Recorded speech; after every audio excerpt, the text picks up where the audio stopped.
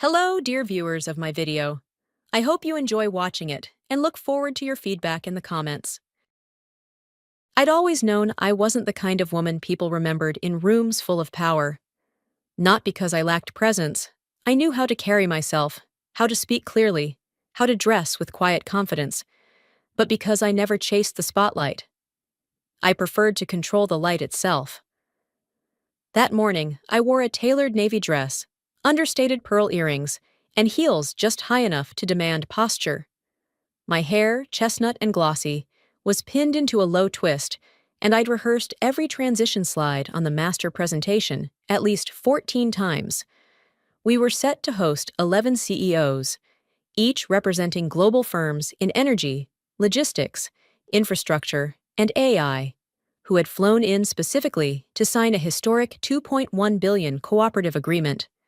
I'd organized every single detail of the event: the agenda, the press briefings, the private one-on-one dinners, even the scent wafting through the conference hall. A carefully measured balance of sandalwood and citrus was my decision. They called me the veteran at my company. 15 years of spotless execution, quiet loyalty, and more than a few late-night saves that no one acknowledged. That morning, I felt calm. Not proud, not nervous, just steady. Until she took the microphone. Danielle, the newest supervisor in our department, stood tall at the podium, hair like a shampoo commercial, voice polished and precise. She had been with us barely 6 months. Younger, louder, and as I'd recently discovered, deeply ambitious in the most dangerous way. She tapped the mic gently, the room hushed. I was standing just off stage, with the final folder in my hand, the one with the updated signing protocols, when her voice cut clean through the hum of espresso machines and polite international greetings. "Before we begin today's partnership ceremony," she said, flashing her teeth like a model at a product launch, "a quick internal announcement." I paused mid-step, already frowning. The CEOs turned toward her, expecting some light opening remarks. "As of this morning," she continued, "Maria Keller will be stepping away from the project, effective immediately." Silence. A few people shifted in their seats, confused. My heart didn't race, not yet. It just stopped. "We've decided to move in a new direction," Danielle said, with an ease that made my stomach churn. "To align our vision with a younger, more agile voice for our next decade of innovation. Maria's contributions have been appreciated. Security will assist with her transition." I didn't move. For a second, I thought it might be some cruel mistake. A misread calendar, a wrong name. But then I saw her smile tighten slightly, and I understood. It wasn't a mistake. It was a performance. She had planned this, every detail, down to the exact timing, so she could stand on the stage I built and declare that I was no longer needed. I looked around. 11 CEOs in $1,000 suits. PR cameras rolling silently from the corners. My own team seated neatly at the back, eyes wide. No one said anything. Security approached, gently, almost apologetically. I nodded once, then handed the folder, the final blueprint of my 6-month strategy, to Danielle, who accepted it like a passing waiter. As I turned to leave, my eyes caught the banner above the entry arch. "Transforming tomorrow, together." The irony nearly made me laugh. I passed the hospitality table, where the almond flour pastries I'd ordered for our gluten-sensitive guests were being arranged. The floral displays, an elegant pairing of blue orchids and white ranunculus, had been flown in from a boutique in Barcelona. Everything they saw today, everything that made them believe this company was competent, visionary, and trustworthy, was mine. But now it belonged to Danielle. At least, that's what she thought, because she didn't know what I knew. Danielle had stepped into a house that looked glamorous on the surface, but its foundation? I had built it. I had curated every client relationship. I was the one who flew to Singapore to resolve a shipping dispute in person when no one else wanted to deal with customs. I had memorized the preferences of each CEO. Charles from Oslo only drank lemon tea. Ramesh from Mumbai had a seafood allergy. Lin from Shenzhen expected a handwritten note before every negotiation. These were not details written in any file. They were relationships earned quietly over years of presence. And Danielle? She had just pulled out the central beam in front of all of them, thinking she'd made a power move. But what she had done was ignite a silent countdown, one that she wouldn't hear until it exploded. As I stepped through the side door and felt the cool air of the back corridor wash over me, I pulled out my phone. No anger, just clarity. I opened a secure app I had developed years ago, back when I first realized how replaceable people like me appeared on paper. I'd never planned to use it. But betrayal makes you reconsider quiet tools. I typed one sentence. Phase 1 complete. Initiate pivot. Then I pressed send. Back in the hall, Danielle began her presentation using my slides, my staging, my structure. She smiled at the room like she had built the kingdom herself. What she didn't realize was that the real signatures, the real trust, were never tied to the slides or the branding. They were tied to me. And by the time the contracts reached the table, without my voice, my final confirmation, or my coded validation keys, the CEOs would begin to wonder what exactly they were signing.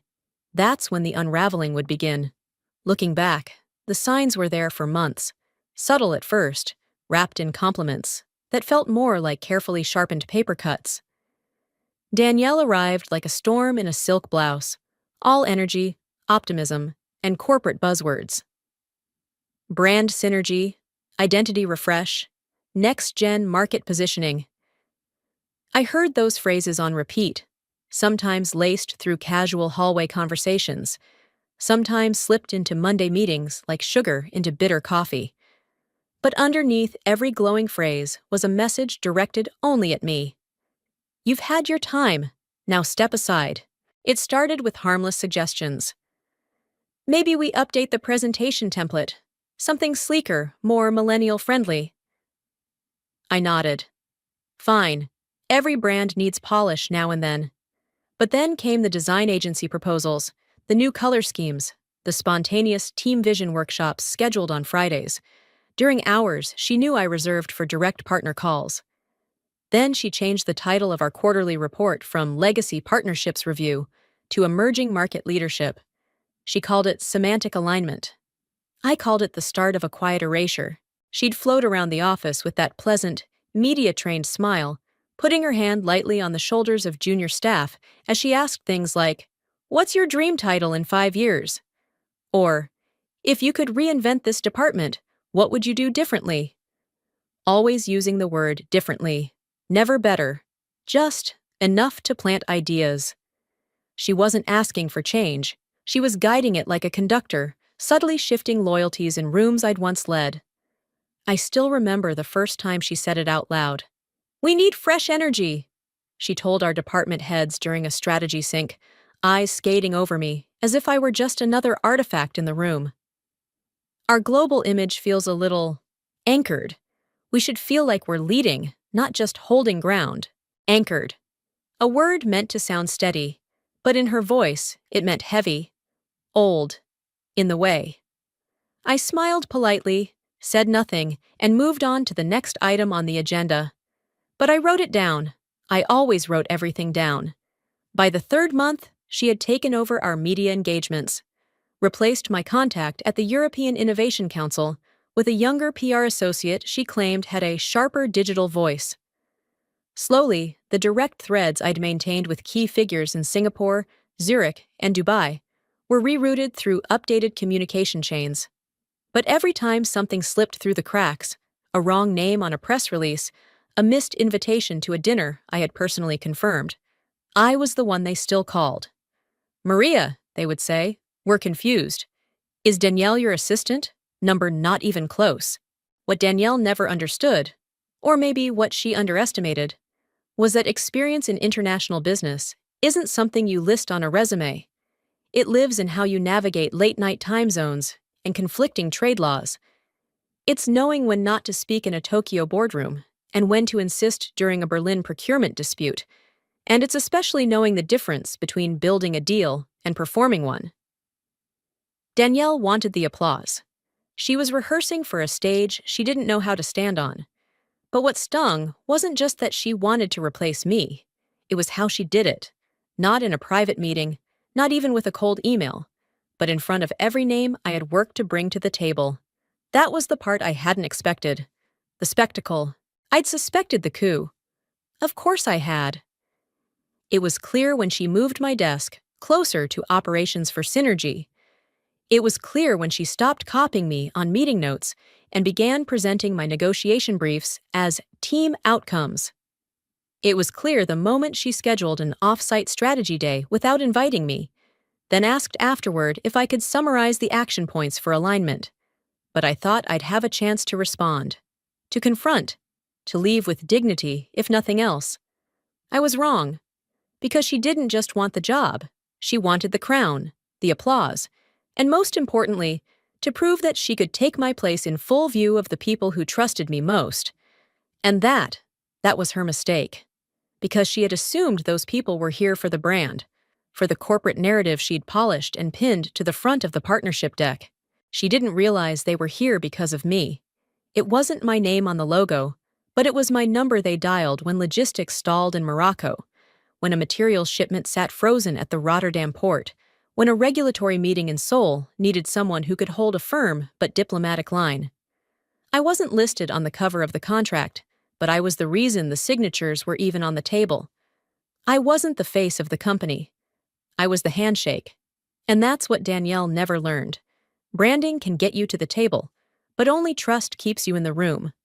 So when she humiliated me in front of 11 CEOs, she didn't just fire me, she triggered a recalibration. And I knew the fallout wouldn't be instant, but it would be sharp, quiet at first, then unmistakable. Because those relationships weren't bound to company ink. They were bound to history, 2 years of personal accountability, of follow-through, of answering the phone at 2 a.m. when someone's entire supply chain was at risk and they didn't want to speak to a new contact. She thought she had replaced a title, but she'd removed the linchpin, and it wouldn't take long for the room to realize the foundation was already starting to shift. They thought I would crumble, walk out the back door, crushed and humiliated, reduced to a footnote in the company's glossy timeline of success. What they didn't know, what Danielle didn't even think to ask, was that 6 months earlier, I had already prepared for this moment, not out of paranoia, out of experience. You don't survive 15 years of international negotiations without learning that deals can collapse over things as small as a changed calendar date or an unfamiliar signature. When the stakes reach billions, words matter, but context matters more. It's not just what you say, it's who says it, and who listens, and who they trust. It started quietly. A line in an early draft, tucked into Section 7 under a subheading labeled Continuity of Lead Representation. I called it a diplomatic continuity condition. Most people would have skipped it. Most people did, all except me. I didn't insert it with any fanfare. I simply raised it during a strategy session, turning the conversation gently toward reputational alignment. When we talk about global trust, I said, we don't just mean market confidence. We're talking about relationships that hinge on familiarity, continuity, human consistency. Then I spoke to each of the 11 CEOs individually in the months that followed, over quiet lunches, in early morning Zoom calls, sometimes while walking between airports. I knew their pressure points. I understood how they thought. To Lynn, who had once pulled out of a 9-figure deal because the new negotiator lacked cultural fluency, I said, this clause protects your comfort. You're not betting on a company, you're betting on consistency. To Ramesh, who had built his empire on long-term loyalty, I framed it simply. Would you sign $1 billion agreement if someone suddenly removed your counterpart without explanation? To Charles, I asked directly, how would you feel if I disappeared during negotiations? Would you sign the deal anyway? Each one paused. Each one nodded. One by one, they all agreed. The clause was simple. In the event that the chief negotiator, defined by name, by role, and by date, was removed or replaced before the contract signing, all agreements were automatically void. It was framed as a stability mechanism, a safeguard to ensure the integrity of each party's expectations. No legal tricks, no small print, just trust. It was the kind of clause that only someone like me could get approved, because I'd built enough trust over the years that no one questioned my motives. They knew I was protecting the relationship, not manipulating it. Except Damien. He never read it. He signed the updated documents 2 weeks after joining as CMO, eyes fixed on the branding decks and high-gloss renderings of the press conference banners. He was captivated by the color palette, the strategic lighting angles, the font selection. The signature page? He flipped to it without hesitation and scrawled his name while muttering, "This partnership is going to look amazing on our Q4 covers." I watched in silence. Danielle had delegated the approval process to him, pretending to streamline things while conveniently removing herself from legal review. And that, right there, sealed their fate. Not with malice, not even with strategy, just neglect. They were too obsessed with the optics to read the foundation. So when Danielle dismissed me in front of the world's most powerful partners, she didn't just replace a negotiator. She triggered a legal kill switch embedded inside the contract, one that each CEO had already acknowledged and signed. The moment she declared my removal, every agreement, every dollar, every promise, every cross-border commitment collapsed quietly, cleanly, and legally. I didn't need to raise my voice. I didn't need to retaliate. The documents spoke for me.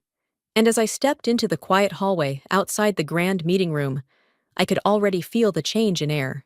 I imagined the moment Lynn would open her copy of the draft and reread Section 7. The furrow in Charles' brow as his assistant whispered what the clause meant. The sudden flurry of side conversations as each executive realized Danielle had just removed the only reason they were still at the table. Not because I was irreplaceable in title, but because I was the thread they all trusted. And that clause, so dry, so technical, would now become the most explosive sentence in the building. Back in the boardroom, Danielle likely smiled into the camera, clicking through my slides. She probably hadn't noticed that half the seats had gone still, that a few executives were scrolling through PDFs on their tablets, that 3 interpreters had quietly stepped away from their booths, because while she chased the performance, the show, the applause, the CEOs were remembering who actually made the calls that brought them here. Me. And thanks to a clause she never noticed, the only person who could finalize the deal had just been escorted out. I waited at the elevator, calm. No rush. My phone buzzed in my pocket. Lynn's number, then Ramesh, then an unknown number from Dubai. I let it ring, because the beauty of a well-written clause is that it doesn't scream. It doesn't argue.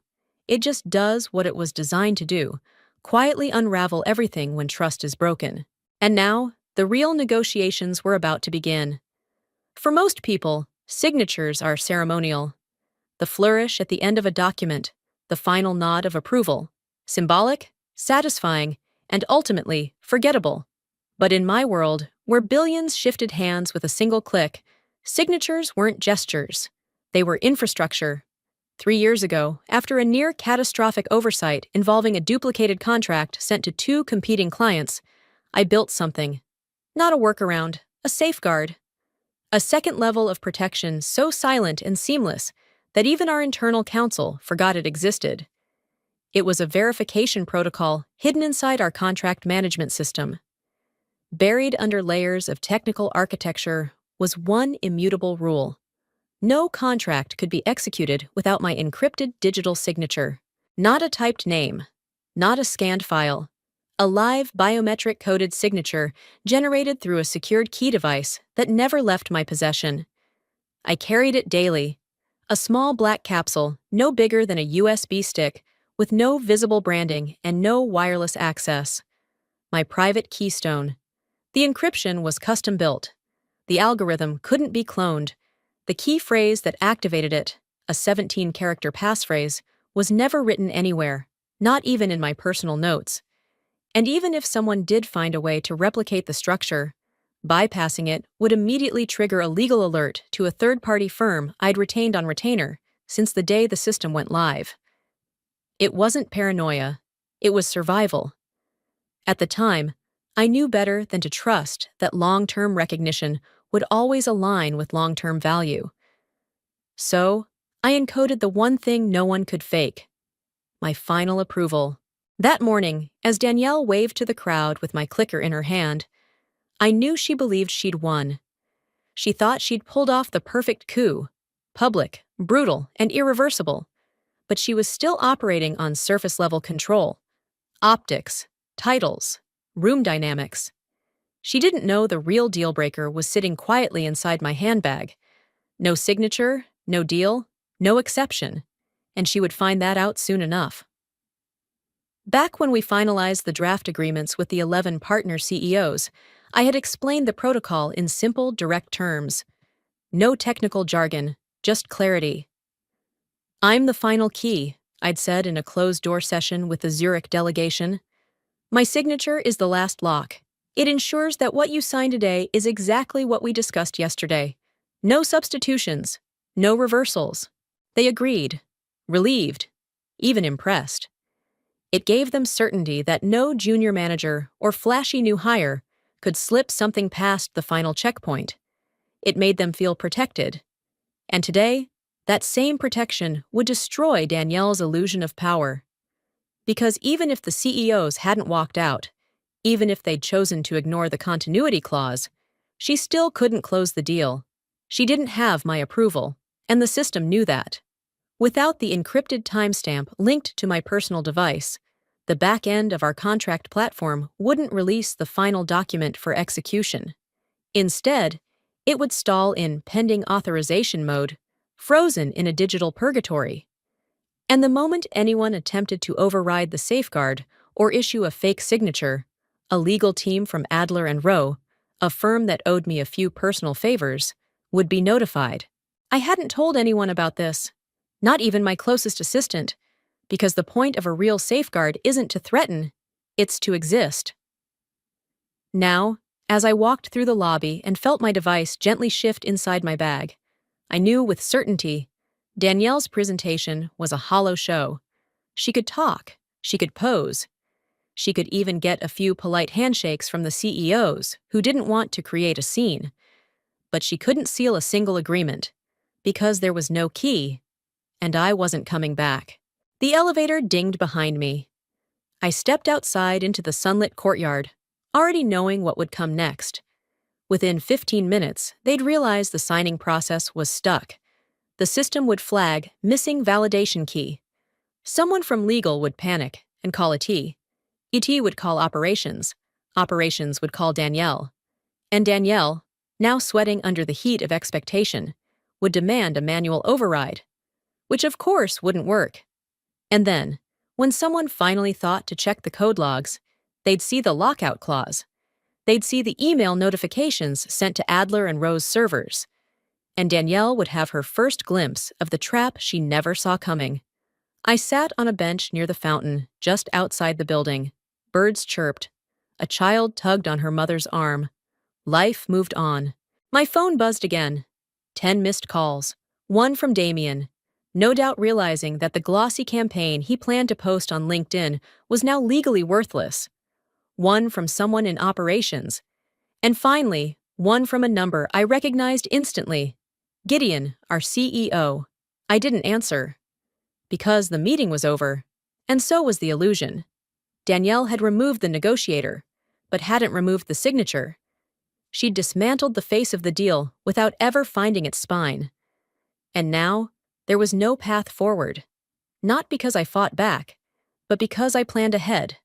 There are silences that hum with respect, silences that pulse with tension, and then there are silences, like the one that filled that grand conference room the moment I stepped out. Not a cough, not a shuffle, not even the clink of a glass, just stillness, thick, loaded, and irreversible. Danielle, still holding the presentation remote like it gave her actual power, tried to continue. She clicked forward to the next slide, her voice catching just slightly before recovering. As we finalize this historic agreement, I want to emphasize the new direction our company is taking. Fresh energy, unified branding, next-generation solutions. She paused, expecting nods, approval, applause. Instead, she was met with stares. Cold, calculating. 11 CEOs, each seasoned in their own industries, now suddenly quiet in a way that no longer resembled politeness. The man from Oslo, Victor Halden, was the first to break the silence. He didn't raise his voice. He didn't stand. He simply closed his folder with a soft snap, turned to his aide, and murmured something inaudible. Then he looked up, not at Danielle, but at the now empty chair I had been sitting in less than 10 minutes ago. "There appears to be a procedural violation," he said crisply. "Our agreement clearly specifies continuity of negotiation. The absence of Ms. Keller invalidates the memorandum under Clause 7, Danielle blinked. We're moving forward under new leadership. That clause was more of a formality, not a binding constraint." Halden didn't respond. He simply reached into his briefcase, withdrew a single sheet of paper, and signed it. His aide took it and walked it directly to the assistant seated at the front of the room. "Oslo terminates participation," Halden said, standing.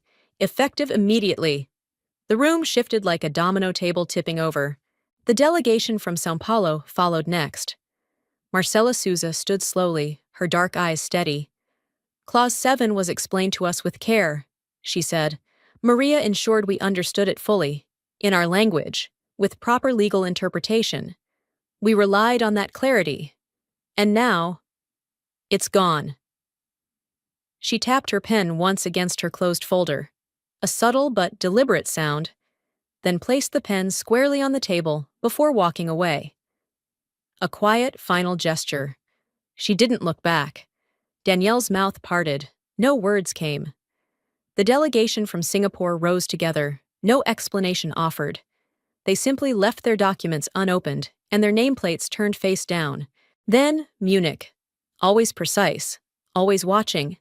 Their spokesperson muttered something in German before folding the executive brief in half and tucking it back into its binder.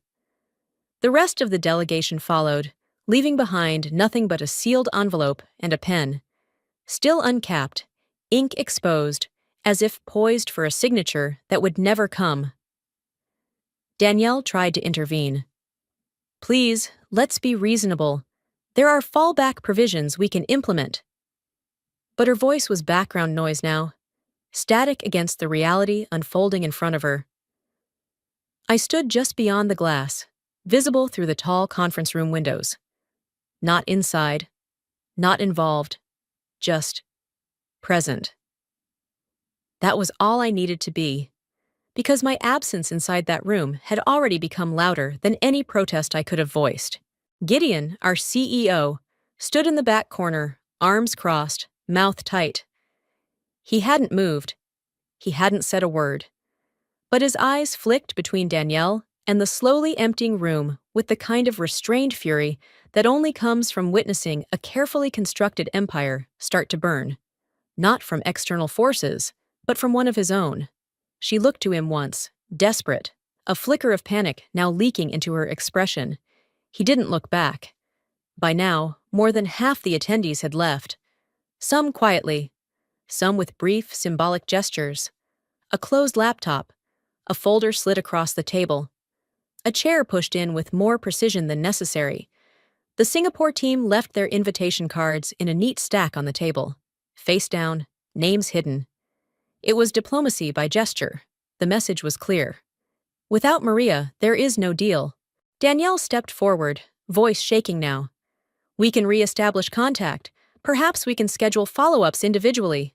But no one was listening anymore. She had lost the room. Worse, she had lost the room in complete silence. And I didn't move. I didn't wave. I didn't smirk. That wasn't necessary, because the decision had already been made, not by me, not by a memo, but by trust. By every conversation I had held late into foreign time zones, by every crisis I'd resolved without press, by every tiny moment I had remembered someone's child's name or someone's mother's surgery, The unspoken moments that aren't part of any formal negotiation, but are the only thing that actually makes them possible. Danielle had never built those bridges. She had only rehearsed the speech for when she arrived on the other side. And now, she stood alone on her stage, microphone on, spotlight blazing, but no audience left to impress. I remained still, watching from the glass. A single breath, a full exhale. Then I turned away. Because there was nothing more to see. The house she tried to steal had already collapsed, quietly, efficiently. Without a single door slammed, just pens, folders, silence, and a woman in navy standing still, having already won without saying a word. Danielle didn't panic right away. For the first 10 minutes after the walkouts began, she still believed it could be salvaged. She turned to her assistant, requested a conference call with legal, and ordered a statement drafted, emphasizing transitional leadership. Her voice, though higher than usual, still carried the tone of someone trying to spin events, not confront them. But then the calls began. Not from me, not from the executives, from the lawyers. The in-house legal team, rattled by the collapse they'd just witnessed, combed through the contracts in real time. The moment they reached paragraph 14, the clause labeled Final Validation and Encrypted Authorization Protocol, the mood in their offices shifted from confusion to dread. The lead counsel, a man named Avery, who'd once told me I was too thorough to be efficient, was the first to speak up. "We have a problem," he said flatly into the speakerphone as Danielle stood over the conference table. "What kind of problem?" she snapped, already losing her patience. "Just issue a new execution order. We'll reinitiate the documentation. I'll sign on behalf of leadership." Avery cleared his throat, carefully. "You can't." Danielle's eyes narrowed. "Why not?" "Paragraph 14, he said. "The final validation requires the biometric digital signature of the original lead negotiator." Maria Keller Danielle waved a hand dismissively. "We'll remove the clause. Redraft it." "You can't do that either," Avery continued, now with the slow precision of someone spelling out a disaster to a child. "The clause is embedded into the distributed digital ledger linked to every execution file. There is no back-end override, no administrative bypass. It was built that way intentionally." Danielle went pale.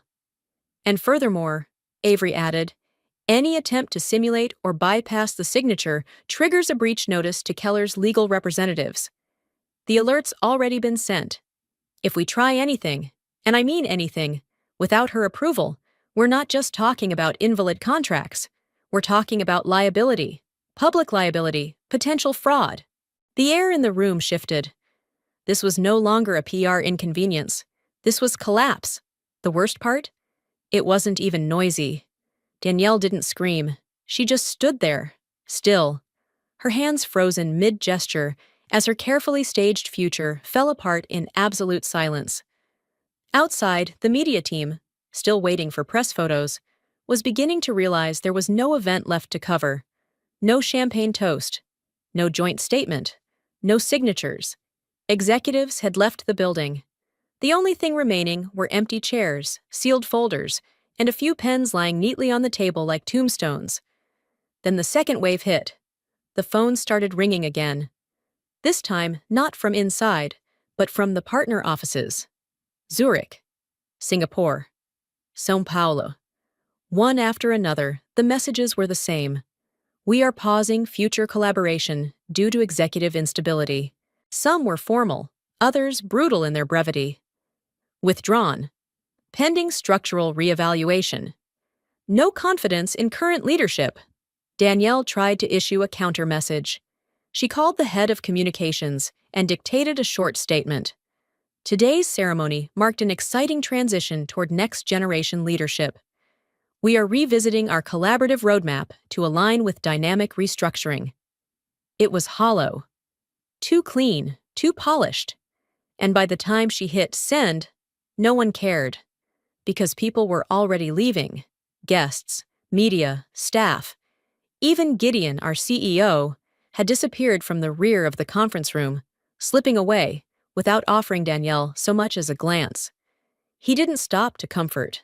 He didn't offer strategy.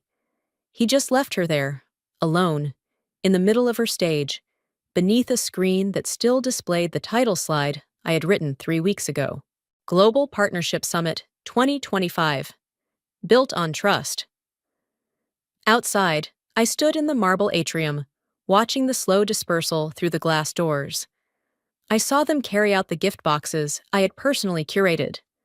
I saw the camera crew pack up their equipment without having filmed a single frame worth keeping. I saw a janitor quietly begin pulling down the branded banners, leaving the walls bare once again. I didn't rush. There was no need. Danielle wasn't defeated by confrontation.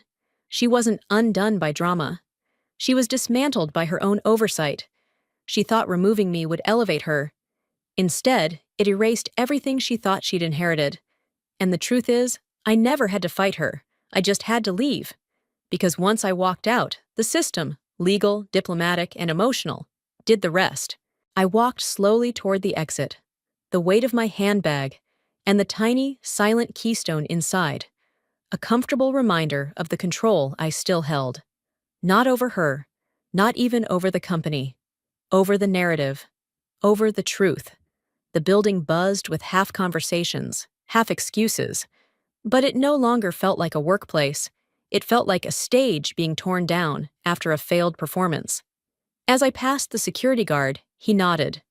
Respectful, a little uncertain. I smiled faintly, then stepped out into the late afternoon sun. Behind me, Danielle was still trying to salvage what was already gone. And I was finally free. The air outside felt cooler than it should have. It always did after moments like that, when a chapter closed so cleanly it left no residue. I wasn't running. I wasn't hiding. I was walking, slowly, like someone who had already made peace with the ending and was ready, finally, to begin again. I had only reached the edge of the courtyard when my phone buzzed. Unknown number, Zurich. I paused for a second, debating. Then I answered. Maria Keller. A pause. Then a familiar voice, low, precise, and always deliberate with his words. Ms. Keller, this is Mr. Reinhardt.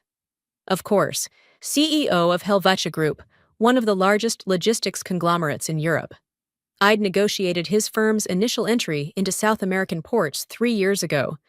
He was a man who never called unless something mattered. I watched what happened this morning, he said. No greetings, no small talk. Let me be clear.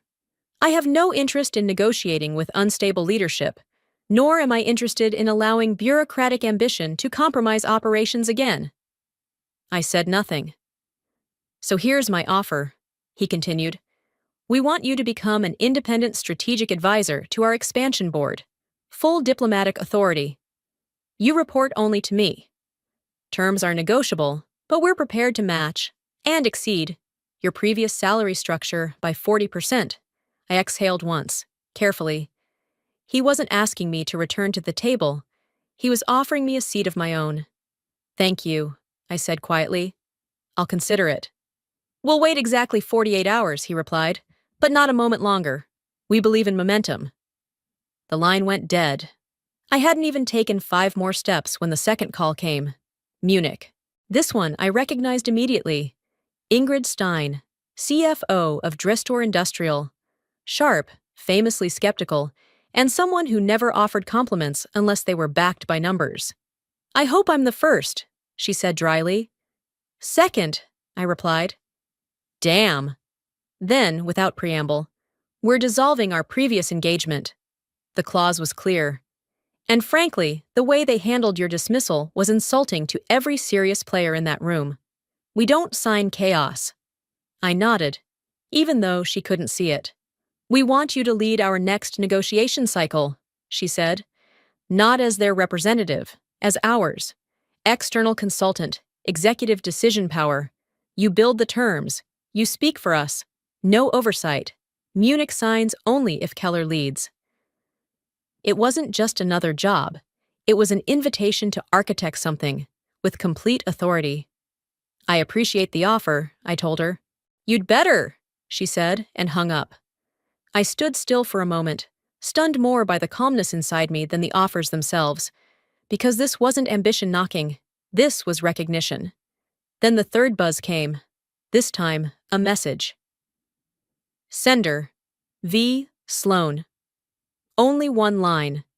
$800 million on the table. Contract pending. But only if Maria Keller returns as chief negotiator. I stared at the screen. Vince Sloan, lead investor for the International Infrastructure Coalition. He never spoke to anyone outside closed meetings. His office didn't call people. His signature was known to shift entire portfolios. And now he was putting $800 million into play. With one condition. Me. 3 messages. 3 doors reopened. But this time, they didn't just open into roles. They opened into power. Control. Not the performative kind Danielle had clutched with white knuckles. Press kits and titles and flashbulb authority. No. This was the kind of control that couldn't be printed or faked. It was earned presence. Presence that made investors pause. That made deals hinge. That made 11 CEOs walk away without a word because one person wasn't at the table. Me. And in that moment, I realized something far bigger than any number attached to an offer. I wasn't returning to my career. I was taking it back, on my terms. No more silent guarantees. No more being the shadow voice behind the throne. No more translating chaos into clarity while others took the applause. This was a different chapter. One where the title didn't come from HR, it came from consequence. I looked down at my phone once more. 3 offers, 3 worlds waiting, and I hadn't even left the courtyard yet. There's something quiet and profound about holding your own keys. 3 weeks had passed since the collapse of the partnership summit. 3 weeks of carefully written exits, reshuffled press releases, and internal investigations that couldn't undo what had already been decided in silence. And me? I didn't return to the company. I didn't negotiate re-entry, or ask for reinstatement, or sit through apologies disguised as executive meetings. Instead, I signed the lease to a corner office on the 15th floor of a modest but sleek building in the financial district. Nothing flashy, just 3 glass walls, a private conference room, and 1 engraved plaque by the door. Keller Strategies. No department, no division, no CEO above me, just my name. And the quiet certainty that everything inside belonged to me. The vision, the authority, the consequences. The first thing I did was bring in my old project files, the ones I'd kept in careful order over the years, even when no one else saw their value. They weren't nostalgic. They were evidence. Proof that the architecture of international trust isn't built in boardrooms. It's built in the unspoken moments between people. Follow-ups, clarifications, precision. Now I was building something new, an international alliance structured under neutral leadership, not tied to one brand or country, but a rotating negotiation body with me at the center. I wasn't just leading a deal, I was setting the standard. And then, one quiet Thursday morning, he arrived. He didn't need an introduction. Tall, measured in every step, with that polished, timeless demeanor only Germans seem to master. Herr Sebastian Voigt, a senior representative from the Munich delegation and chief legal advisor to Drestor Industrial. He didn't come with fanfare, no entourage, just one assistant and a silver case containing the final version of our contract. When my receptionist brought him in, he walked toward me with the deliberate weight of someone delivering something important. He placed the case on the table and opened it carefully. Inside was a single document, thick, printed on fine-weight ivory stock, bound with a metal spine. But what made me pause wasn't the content, it was the cover. Strategic Energy and Infrastructure Pact, led by Maria Keller. My name. Not buried on page 47 in a technical appendix. Not hidden as project coordinator or facilitator. The title page. Voigt didn't smile, but his eyes carried approval. He slid the contract toward me and said in his steady accent, "We've waited a long time for this version of the agreement." He meant more than the words. I took the seat at the head of the table, my table now, and opened the contract. Every clause had passed through me, every term, every condition, every risk. I wasn't approving someone else's work, I was validating my own. Voight gestured to the chair beside me. "Shall we?" One by one, the other delegates began to arrive. Representatives from Singapore, Oslo, São Paulo, even a surprise guest from the UAE. No branding on the table but mine. No figure at the front but me. They didn't just accept it, they expected it. The tone was different now. There were no hushed glances or power plays. No positioning for visibility. Everyone at the table was here because they trusted the person sitting at the top. And this time, they weren't looking past me. They were looking to me. I signed the first page. The room remained silent. Then I passed the pen. The same model left on that now infamous boardroom table weeks ago. It wasn't symbolic. It was a reminder. This table, this project, this future began with my name. No one could remove it now. No clause needed to protect me. No device needed to validate my authority. I was the signature. The table was quiet. Not from awkwardness, not from tension, but from something far rarer in rooms like this. Peace. Real, solid, earned peace. Everyone had signed their respective pages except for one. The last signature line remained untouched, waiting for me.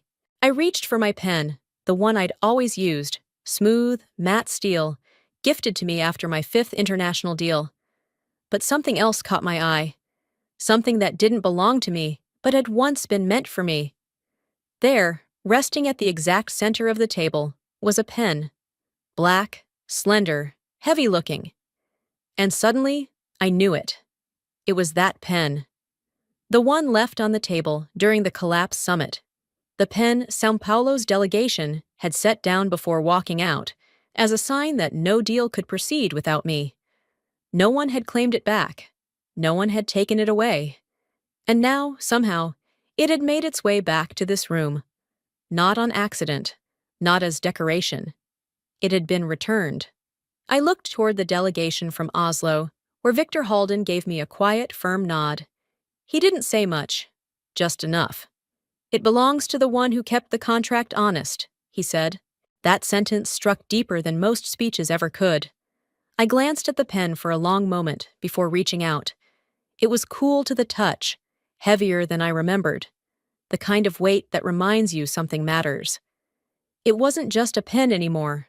It was a message, one that no longer said, "We won't sign without you," but "We're signing because of you." I signed the final page. The ink flowed steady, clean, absolute. As soon as my name curved into its final letter, a kind of invisible tension in the room lifted. It was as though the signing itself had closed not just a legal loop, but something deeper, something emotional, almost spiritual. There were nods exchanged, papers shuffled, phones buzzed softly with confirmation alerts. Staff moved about the edges of the room, gathering copies and offering polite farewells. But no one rushed to leave. They stayed seated, not because they had to, but because they wanted to remain in this moment for just a few seconds longer. There was something undeniably significant about this, a shift, a signal that the old order had been cleared away and replaced by something that felt correct. I sat back, exhaling slowly. It wasn't relief, it was release. Because for the first time in years, I wasn't signing on behalf of someone else's agenda. I wasn't executing someone else's vision or representing a brand that didn't represent me back. This agreement, these people, this space, they were here because of me, not in spite of me, not because I fit the optics or because I was trusted enough to be in the room, but because I had built the room itself, quietly, carefully, completely. And now, I was sitting at the head of the table that no one could pull out from under me. I glanced again at the black pen. It lay on the surface like a symbol of something buried and risen again. Once a sign of silent protest. Now a token of returned trust. Victor caught my eye again, his expression unreadable, but not cold. Then, softly, he added one more sentence before standing to leave. "You turned a closed door into your own entrance." That stayed with me long after they'd all gone. As the room emptied, I stayed seated. my hands folded lightly in front of me. For once, I didn't rush to the next meeting, the next call, the next task. I let myself feel it. The absence of fear, the absence of needing to watch my back, the absence of hierarchy pressing down like an invisible ceiling. For so long, my greatest strength had been knowing how to work behind the curtain, how to protect the company, stabilize deals, win trust, all without ever stepping into the center light. But something had changed in me the day Danielle pulled that stunt. It wasn't anger that shifted me. It wasn't even humiliation. It was clarity. I realized then that I had built something far more powerful than a track record.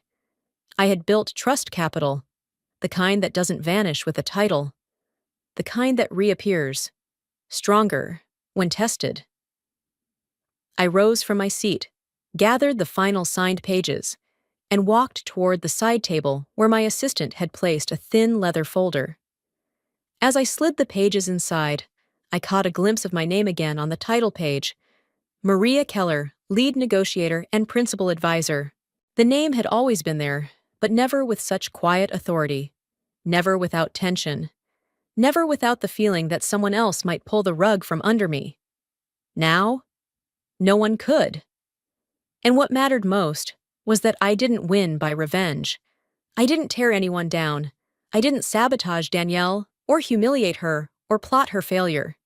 I simply stepped back, allowed the truth to do its work, and then stepped into the space that had always waited for me, once everyone finally saw who had really been holding it together all along. This wasn't a full circle. It was something bigger. A completely new space, designed by me, filled with people who wanted me there, led by a voice that no longer needed permission to speak. I reached for the black pen once more and placed it in my drawer, not as a relic, but as a reminder of what fell apart, of what was rebuilt, and of who I became in the silence between.